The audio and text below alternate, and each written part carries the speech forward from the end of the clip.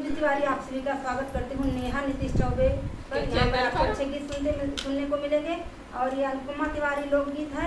ये है अंतिमा की जिंदगी। मुझे तो आप लोग जानते हैं, मैं मंजू तिवारी, मेरे गीत पर, मेरे चैनल पर आप लोग को गीत सुनने को मिलता है। मुनि दुबे पर भी आप लोग को गीत ही सुनाते हैं। मंजू तिवारी ब्लॉग पर मेरी लाइफ, मेरी जीवनी वहाँ पर मैं शेयर करती हूँ। तो आशा करती हूँ आप लोग अपना प्यार दुलार आशीर्वाद बनाए रखेंगे।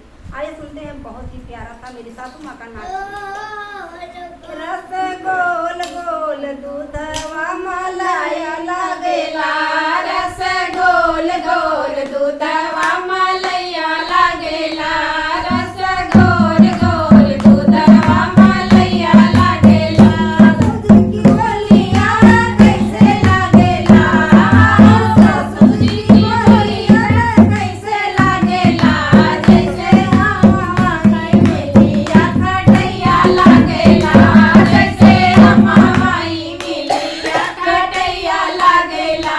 रस गोल गोल दूधवा मलैया लागेला, रस गोल गोल दूधवा मलैया लागेला।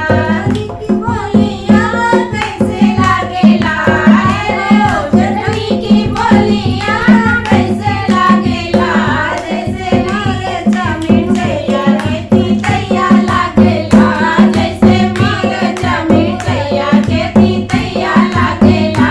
रस गोल गोल दूधवा मलैया लागेला, रस गोल गोल दूधवा मलैया लागेला।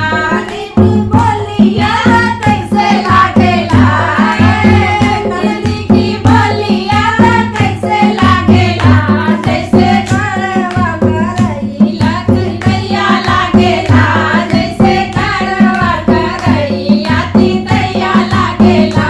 रस गोल गोल दूधवा मलैया लागेला, रस गोल गोल दूधवा मलैया लागेला। बोलिया कैसे लागेला, की बोलिया कैसे लागेला, जैसे खोवा मलैया मिठैया लागेला, जैसे खोवा मलैया मिठैया लागेला। रस गोल गोल दूधवा मलैया लागेला, रस गोल गोल दूधवा मलैया लागेला। आशा करती हूँ आप लोगों को गीत पसंद आएगा। गीत पसंद आता है तो अपना प्यार दुलार आशीर्वाद बनाए रखें। मिलते हैं नेक्स्ट वीडियो में, तब तक के लिए हर हर महादेव। अब देखिए आपके बिछड़े कब मिलेंगे भगवान ही जाने।